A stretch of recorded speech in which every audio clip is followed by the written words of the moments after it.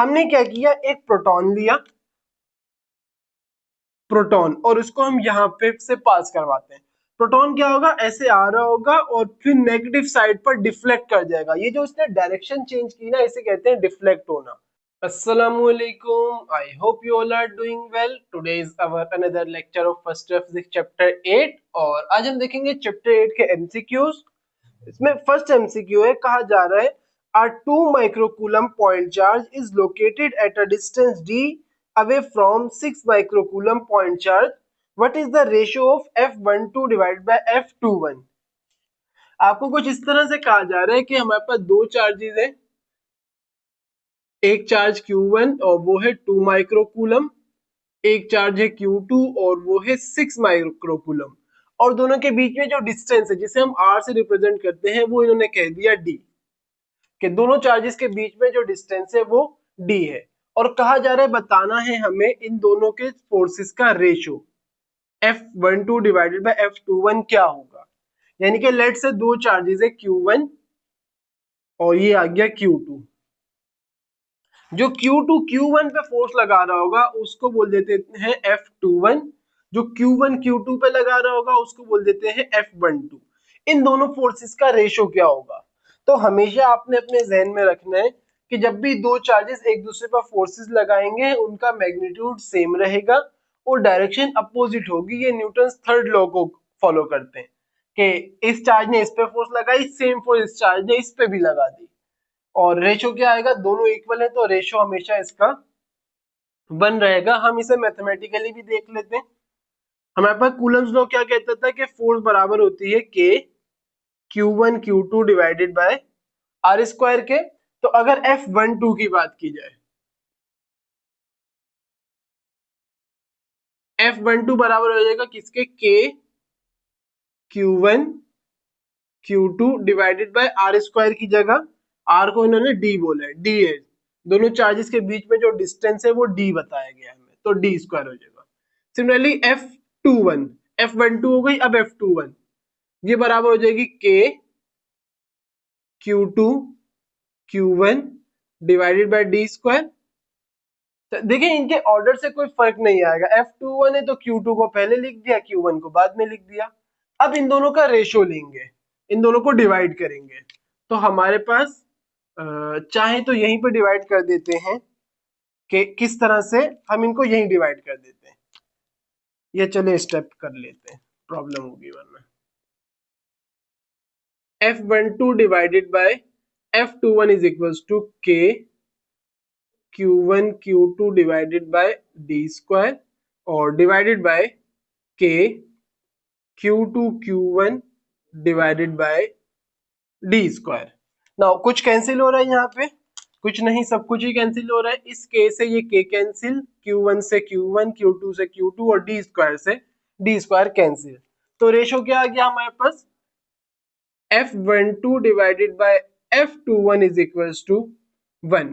तो यही कहा गया था कि दोनों फोर्सेस इक्वल होंगी तो रेशो क्या आ जाएगा, 1 आ जाएगा, सिंपल है। और इसमें हमारे पास ऑप्शन है ऑप्शन सी, ऑप्शन सी सही है इसके अंदर हमारे पास। नाउ सेकंड एमसीक्यू की तरफ चलते हैं। कहा the minimum charge on an object can not be less than, कि किसी भी ऑब्जेक्ट पर जो चार्ज है वो मिनिमम क्या हो सकता है, या कोई भी चार्ज हो उससे कम नहीं हो सकता। तो इस बात को आपने याद रखना है कि जो मिनिमम चार्ज यूनिवर्स में एग्जिस्ट करता है वो है 1.6 एक्सपोनेंट माइनस 19 कूलम, और इसको हम कहते हैं एलिमेंट्री चार्ज। इससे कम चार्ज किसी भी ऑब्जेक्ट पर एग्जिस्ट नहीं कर सकता। तो ये हमारे पास ऑप्शन नंबर है ए। सेकेंड एमसीक्यू में ऑप्शन ए सही है। नाउ थर्ड वन की तरफ चलते हैं। कहा जा रहा है two charges are placed at a certain distance, if the magnitude of each charge is doubled the force will become. एक इंपॉर्टेंट एमसीक्यू है ये, और ये है एमसीक्यू नंबर 3। इसमें कहा यह जा रहा है लेट से कोई दो चार्जेस थे Q1 और Q2, दोनों के बीच में डिस्टेंस ले लेते हैं R। तो हमारे पास कूलम्स लॉ कैसे आ जाएगा, F is equals to K Q1 Q2 divided by R square. जब चार्जेस ऐसे थे तो हमारे पास फोर्स आ गई F। लेट से हम चार्जेस को डबल कर रहे हैं, यानी कि ये लेट सपोज 2 कूलम था और ये 4 कूलम ले लेते हैं। डबल होके क्या हो जाएगा, ये वाला 4 coulomb means 2 times of Q1, और ये वाला डबल होके 8 कूलम हो जाएगा मीन्स 2 टाइम्स ऑफ Q2। दोनों के बीच में डिस्टेंस स्टिल सेम है। अब फोर्स क्या हो जाएगी, फोर्स कितने टाइम इंक्रीज होगी वो बताना है, तो इस फोर्स को हम F डैश बोल देते हैं। इनिशियली फोर्स F थी, बाद में फोर्स F डैश हो गई। तो अगर मैं F डैश के लिए कूलम्स लॉ लिखूं तो क्या हो जाएगा, F डैश बराबर हो जाएगा K तो कांस्टेंट है, Q1 कितने 2Q1 और Q2 2 टाइम्स ऑफ Q2 है, डबल कर दिया चार्ज को, ये आ गया 2Q1 2Q2 और divided by R square. Now 2 into 2 4 हो जाएगा, हमारे पास आ जाएगा F dash is equals to 4, और बाकी सबको हम अलग कर लेते हैं, K Q1 Q2 divided by R square. अब ये वैल्यू किसके बराबर है, जो इनिशियल फोर्स थी उसके बराबर, तो F डैश हमारे पास आ जाएगा 4 टाइम्स ऑफ इनिशियल फोर्स। यानी कि जब हमने दोनों चार्जेस को डबल किया तो फोर्स कितने टाइम इंक्रीज हो गई, 4 टाइम्स इंक्रीज हो गई। दोनों चार्जेस को हमने क्या किया था, डबल कर दिया था, तो फोर्स 4 टाइम्स इंक्रीज हो गई। तो ये हमारे पास ऑप्शन नंबर हो जाएगा 4 times of its original value, option B सही है। फोर्स कितने टाइम्स बढ़ गई, 4 टाइम्स बढ़ गई, तो इसमें हमारे पास ऑप्शन बी आ गया। नाउ फोर्थ एमसीक्यू की तरफ चलते हैं, कहा जा रहा है which of the following can be deflected while moving in the electric field, neutron photon और इलेक्ट्रॉन। अच्छा होता क्या है, लेट्स से हमारे पास यहां से हम यहाँ पे एक इलेक्ट्रिक फील्ड जनरेट कर देते हैं, कुछ ऐसे दो प्लेट्स है, एक पे पॉजिटिव चार्ज है और एक पे नेगेटिव चार्ज है। डिफ्लेक्ट का मतलब क्या होता है, हमने क्या किया, एक प्रोटॉन लिया, प्रोटॉन, और उसको हम यहाँ पे से पास करवाते हैं। प्रोटॉन क्या होगा, ऐसे आ रहा होगा और फिर नेगेटिव साइड पर डिफ्लेक्ट कर जाएगा। ये जो इसने डायरेक्शन चेंज की ना, इसे कहते हैं डिफ्लेक्ट होना, क्योंकि पॉजिटिव नेगेटिव को अट्रैक्ट कर जाएगा और पॉजिटिव पॉजिटिव रिपेल होंगे तो ये इस तरफ को चला जाएगा कुछ। सिमिलरली यहाँ पे हमने एक इलेक्ट्रॉन को भेजा अगर, तो अब ये कैसे जाएगा, ऊपर की तरफ जाएगा और इस तरफ से रिपेल होगा और इस तरफ अट्रैक्ट होगा, ये कुछ ऐसे चला जाएगा पॉजिटिव साइड पे। और अगर हम एक न्यूट्रॉन को भेजते हैं यहाँ पे N0, इसके ऊपर कोई चार्ज नहीं है, तो ये ऐसे स्ट्रेट चला जाएगा। तो इसका मतलब प्रोटॉन भी डिफ्लेक्ट होता है, इलेक्ट्रॉन भी, और लेकिन न्यूट्रॉन डिफ्लेक्ट नहीं होता। अच्छा एक और आपके पास कहा गया फोटोन। अब फोटोन क्या होता है, इन्होंने हमें 3 डिफरेंट चीजें दी है। इलेक्ट्रॉन जो डिफ्लेक्ट हो रहा है, इलेक्ट्रॉन कहां डिफ्लेक्ट होगा, टुवर्ड पॉजिटिव, न्यूट्रॉन डिफ्लेक्ट नहीं होगा। अब फोटोन, फोटोन हमारे पास होते हैं, जैसे हमारे पास लाइट एनर्जी आ रही होती है तो हम कहते हैं कि जो लाइट आ रही है वो in the form of packets of energy है, यानी कि एनर्जी के छोटे छोटे पैकेट से वो आ रहे हैं, और ये भी डिफ्लेक्ट नहीं होते। क्योंकि कभी आपने ऐसा नहीं देखा कि लेट सपोज सारी की सारी लाइट एक तरफ जा रही हो, डिफ्लेक्ट हो रही हो। तो हमारे पास क्या होता है कि फोटोन भी डिफ्लेक्ट नहीं होते। तो हमारे पास करेक्ट ऑप्शन क्या हो जाएगा इसमें, इलेक्ट्रॉन। ऑप्शन नंबर जो एमसीक्यू 4 है उसमें 4 ऑप्शन थे। फर्स्ट न्यूट्रॉन जो डिफ्लेक्ट नहीं होता, सेकंड फोटोन वो भी डिफ्लेक्ट नहीं होता, थर्ड वन है इलेक्ट्रॉन, और option D A and B है जो दोनों ही डिफ्लेक्ट नहीं होते। तो ऑप्शन सी सही होगा एमसीक्यू 4 में। नाउ एमसीक्यू नंबर 5 पे चलते हैं, कहा जा रहा है the electric flux through a flat surface of area A in a uniform electric field is minimum maximum when the surface area is. अच्छा ये मैं आपको पहले भी बता चुका हूं, दोबारा बता देता हूं कि एमसीक्यू नंबर है 5। एमसीक्यू 5 में कहा जा रहा है कि हमारे पास लेट से एक सरफेस एरिया है, कुछ ऐसे बना लेते हैं, और एक यूनिफॉर्म इलेक्ट्रिक फील्ड है हमारे पास। जब इलेक्ट्रिक फील्ड इस पे से जाएगी तो इलेक्ट्रिक फ्लक्स कब मैक्सिमम होगा, तो देखें होता क्या है कि इलेक्ट्रिक फ्लक्स होता है लेट सपोज एक हमारे पास सरफेस एरिया है, उसमें से कितने number of electric lines of force pass हो रही है उसे हम इलेक्ट्रिक फ्लक्स बोलते हैं। जैसे सपोज करें कि हमारे पास इलेक्ट्रिक फील्ड ये रहा एक सरफेस एरिया, इलेक्ट्रिक फील्ड ऐसे आ रही है, तो एक बार इसी सरफेस एरिया को मैं ऐसे रख देता हूँ और इस बार इलेक्ट्रिक फील्ड ऐसे आ रही है, और एक बार मैं सरफेस एरिया को ऐसे रख देता हूँ और इस बार इलेक्ट्रिक फील्ड ऐसे आ रही है।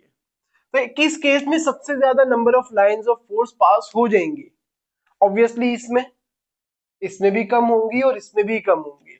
तो हमारे पास होता ये है कि इलेक्ट्रिक फ्लक्स मैक्सिमम तब होता है जब surface area electric lines of force के परपेंडिकुलर होता है।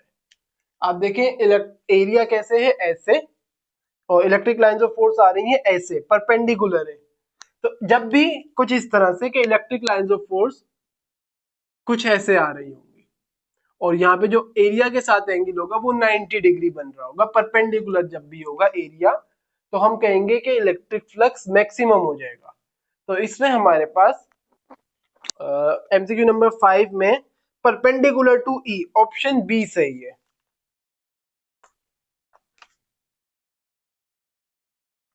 नाउ एमसीक्यू नंबर 6 पे चलते हैं। कहा जा रहा है the product of charge Q and small separation D between two charges of same magnitude and opposite in nature is known as. इसमें आपके पास एमसीक्यू नंबर है 6 और इसमें कहा जा रहा है कि आपके पास दो चार्जेस हैं, लेट से प्लस Q ले लेते हैं और अपोजिट इन नेचर है, और माइनस Q ले लेते हैं, और ये कुछ डिस्टेंस पे, स्मॉल डिस्टेंस D है। तो ये क्या कहलाता है हमारे पास? अच्छा, चार्ज और जो डिस्टेंस है इसका प्रोडक्ट हमारे पास क्या कहलाएगा? यानी कि कोई भी एक चार्ज ले लिया और इसको मल्टीप्लाई कर दिया इस डिस्टेंस से, तो ये हमारे पास क्या होता है? तो ये हमारे पास डाइपोल मूवमेंट होता है। हमने पढ़ा था कि Q इंटू डी, किसी भी एक चार्ज, दो चार्जेस हैं जो अपोजिट इन नेचर है और स्मॉल डिस्टेंस d पर है, तो किसी भी एक चार्ज का मैग्नीट्यूड मल्टीप्लाई दिस डिस्टेंस बराबर होता है इलेक्ट्रिक डाइपोल मोमेंट के। तो आपको यहाँ पे एक चीज समझनी होगी, एक ऑप्शन दिया हुआ है इलेक्ट्रिक डाइपोल और एक ऑप्शन दिया हुआ है इलेक्ट्रिक डाइपोल मोमेंट। देखिए ये जो हमने सिर्फ इतना लिखा ना कि दो चार्जेस स्मॉल डिस्टेंस d पे, ये हमारे पास हो गया इलेक्ट्रिक डाइपोल। अब जब हम इस किसी भी एक चार्ज के मैग्नीट्यूड को डिस्टेंस d से मल्टीप्लाई करेंगे तो जो क्वांटिटी आएगी वो हमारे पास इलेक्ट्रिक डाइपोल मोमेंट है। और इन्होंने हमें यही कहा है एमसीक्यू नंबर 6 में, अगर देखें कह रहे हैं the product of charge and a small distance d, यानी कि जब हम इन दोनों का प्रोडक्ट करेंगे तो क्या क्वांटिटी आएगी? वो हमारे पास आएगी electric dipole moment. Now MCQ number 7 पे चलते हैं। 12 joule of work is done against an existence electric field to take a charge of 0.01 coulomb from one point to another point B, one point A to another point B. The potential difference between B and A is, कुछ इस तरह से कहा जा रहा है इसमें कि लेट से ये हमारे पास हो जाएगा एमसीक्यू नंबर 7। कहा कुछ ये जा रहा है कि लेट से हमारे पास एक इलेक्ट्रिक फील्ड है और ये एक पॉजिटिव चार्ज की वजह से बन रही है। कैसे होगी फील्ड लाइंस? हमारे पास ऐसे इलेक्ट्रिक लाइंस ऑफ फोर्स, या इलेक्ट्रिक लाइंस ऑफ फोर्स नहीं बनाते हमारे पास। इन्होंने हमें एक चार्ज दे दिया, लेट से Q नॉट बोल देते हैं, उस Q नॉट का मैग्नीट्यूड इन्होंने बोला है 0.01 कूलम। अच्छा, इस पॉइंट जो Q नॉट है ये एक पॉजिटिव चार्ज होगा, इसको हम इस फील्ड के अगेंस्ट मूव करवाएंगे, यानी कि ये भी पॉजिटिव है ये भी पॉजिटिव है, इसके ऊपर फोर्स कैसे लगेगी? ऐसे बाहर की तरफ रिपेल होगा ये। अब हमने क्या किया, हमने एक एक्स्ट्रा फोर्स यहां से लगाई और इसके ऊपर वर्क डन करवाया।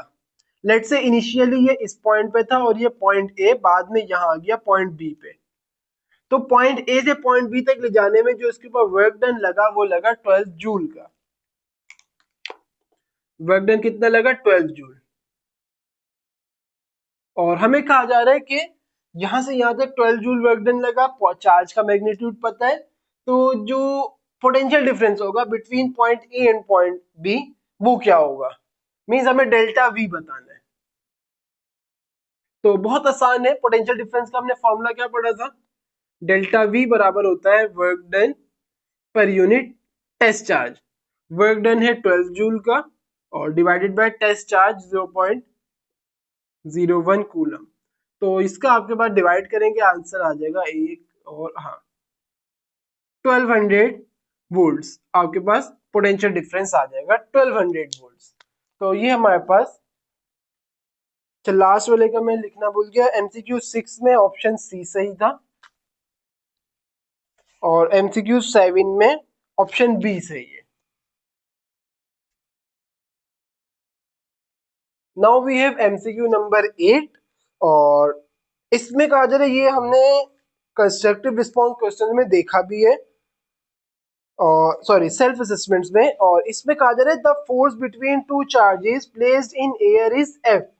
दो चार्जेस हैं जो एयर, कुछ इस तरह से कहा जा रहा है, यहाँ पे फिगर बनाते हुए चलते हैं। दो चार्जेस हैं लेट से प्लस Q1 और Q2 और इनके बीच में अभी एयर है।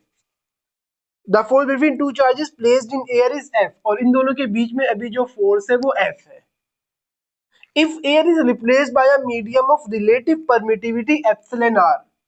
अब क्या किया, ये Q1 और ये Q2, अब इसके बीच में एयर नहीं है बल्कि कोई मीडियम ला के रख दिया है।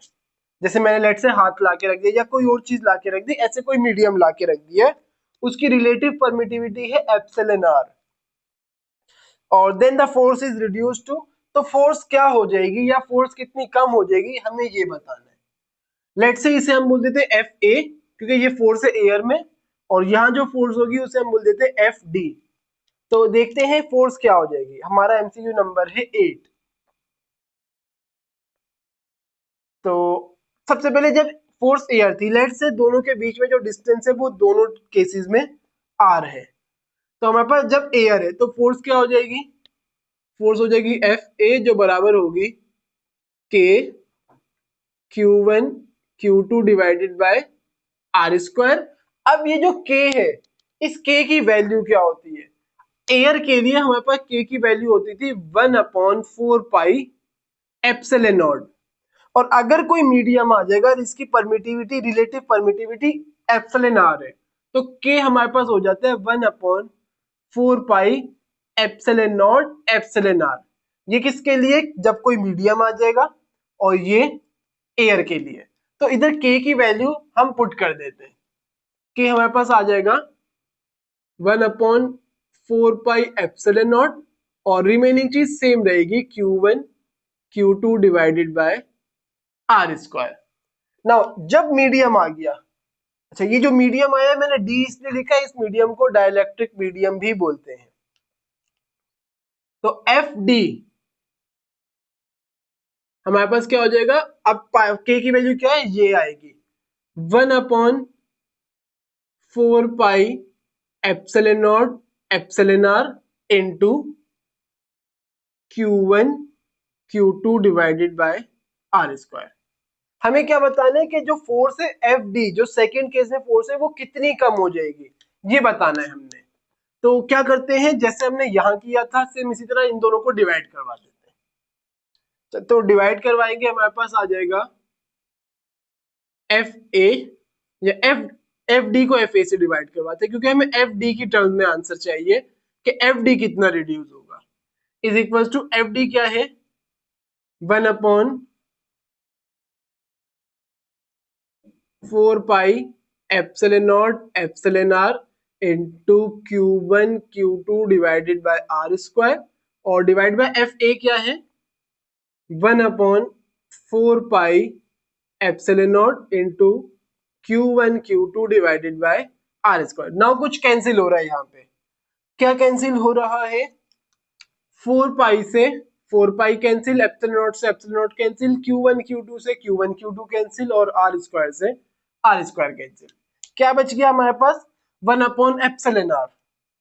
तो हमारे पास F D divided by F A बराबर हो जाएगा 1/एप्सिलॉन आर के, एफ ए डिवाइड हो रहा है इधर आके 1 से मल्टीप्लाई होगा, तो एफ डी हमारे पास आ जाएगा F A divided by epsilon R. सही। तो ये हमारे पास क्या हुआ कि जो फोर्स होगी जब हमने बीच में कोई मीडियम ला के रखा वो रिड्यूस हो जाएगी original force divided by epsilon R के, 1/एप्सिलॉन आर टाइम्स रिड्यूस्ड हो जाएगी। अच्छा तो हमारे पास ऑप्शन बी में देखें F divided by epsilon R, जो एफ है मैंने यहाँ उसको एफ ए ले दिया था, बाकी वो सेम ही है। तो एमसीक्यू 8 में ऑप्शन बी सही है। नाउ एमसीक्यू नंबर 9 कहा जा रहा है the negative gradient of potential is.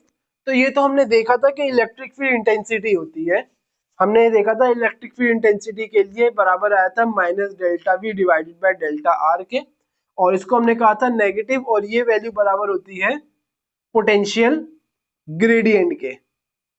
Potential का स्लोप समझ लें। तो हमारे पास इसको करने की जरूरत नहीं है, इसके ऊपर हमने पूरा लेक्चर बना दिया हुआ है। एमसीक्यू नंबर 9 में ऑप्शन सी सही है। लास्ट वन है, लास्ट वन में कहा जा रहा है the electric flux through a plain area will be half of its maximum value when area held at angle of dash with electric field. Electric flux की value कब, आसान लफ्जों में एमसीक्यू में कहा जा रहा है कि इलेक्ट्रिक फ्लक्स की वैल्यू कब हाफ हो जाएगी, कि एरिया को हम किस तरह से रखें, एरिया और इलेक्ट्रिक फील्ड में क्या एंगल बने कि इलेक्ट्रिक फ्लक्स की वैल्यू हाफ हो जाए। आप देखिए यहाँ पे हमने देखा था इलेक्ट्रिक फ्लक्स मैक्सिमम कब होगा, जब एरिया और electric lines of force perpendicular होंगे। जो इलेक्ट्रिक फ्लक्स का फॉर्मूला है वो हमारे पास होता है, एमसीक्यू नंबर है 10। इलेक्ट्रिक फ्लक्स को हम फाई ई से शो करते हैं, और ये बराबर होता है electric field intensity into area vector के। एरिया वेक्टर और इलेक्ट्रिक फील्ड इंटेंसिटी का प्रोडक्ट होता है। अगर हम इसमें ए डॉट बी है ना, ये ई डॉट ए मीन्स हमने पढ़ा था कि ए डॉट बी बराबर होता है ए बी कॉस थीटा के, तो ई डॉट ए किसके बराबर हो जाएगा, ई ए कॉस थीटा के। आप देखें इलेक्ट्रिक फील्ड इंटेंसिटी कांस्टेंट है, एरिया कांस्टेंट है, जो एंगल है उसके ऊपर हमें चेंज करना है। कॉस थीटा की मैक्सिमम वैल्यू होती है 1, जो कॉस थीटा है इसकी मैक्सिमम वैल्यू होती है 1। अगर कॉस थीटा की वैल्यू हाफ हो जाए, जब 1 कब होती है, जब थीटा की वैल्यू 0, तो कॉस थीटा 1 हो जाता है। अगर कॉस थीटा की वैल्यू हाफ हो जाए तो इलेक्ट्रिक फ्लक्स भी हाफ हो जाएगा। मींस अगर कॉस थीटा की मैक्सिमम वैल्यू क्या है 1, अगर कॉस थीटा बराबर हो जाए, जस्ट अ मिनट, अगर कॉस थीटा की वैल्यू 0.5 हो जाए तो इलेक्ट्रिक फ्लक्स क्या हो जाएगा, हाफ हो जाएगा। अब कॉस थीटा की वैल्यू 0.5 कब होती है, 60 डिग्री पे। आप इसको ऐसे कर सकते हैं कि theta is equal to cos, इस तरफ आएगा, कॉस इनवर्स हो जाएगा 0.5, कॉस इनवर्स 0.5 जब आप देखेंगे तो ये आ जाएगा 60 डिग्री पे। तो हमारे पास अगर यहाँ पे कॉस की वैल्यू 0.5 हो जाए तो इलेक्ट्रिक फ्लक्स क्या हो जाएगा, हाफ हो जाएगा। सिंपल है। जैसे लेट सपोज मेरे पास वैल्यू 5 है, इसको हाफ करना है तो मैं 0.5 से मल्टीप्लाई कर दूंगा, 2.5 आ जाएगा। सेम कॉस थीटा की वैल्यू जब 0.5 होगी तो इलेक्ट्रिक फ्लक्स हाफ हो जाएगा, और 0.5 कब होगी, theta is equal to 60 degree पे। मींस इलेक्ट्रिक फ्लक्स और एरिया वेक्टर में जब एंगल बनेगा 60 डिग्री तो हमारे पास इलेक्ट्रिक फ्लक्स की वैल्यू हाफ हो जाएगी। और ये इसमें हमारे पास ये ऑप्शन है, ऑप्शन बी 60 डिग्री। तो ये हमारे पास इसमें आ गया ऑप्शन बी। तो ये हमारे पास एमसीक्यूज थे चैप्टर 8 के। आई होप आपको एमसीक्यूज समझ आए होंगे, ज्यादा मुश्किल नहीं थे, बहुत आसान एमसीक्यूज थे, और कोई मुश्किल नहीं है। सारा जो हमने पहले लेक्चर्स में देखा वही सब सेम आया हुआ, कोई नई बात नहीं थी। तो आई होप आपको लेक्चर समझ आया होगा। आज का लेक्चर यहीं पे एंड करते हैं। अल्लाह हाफिज।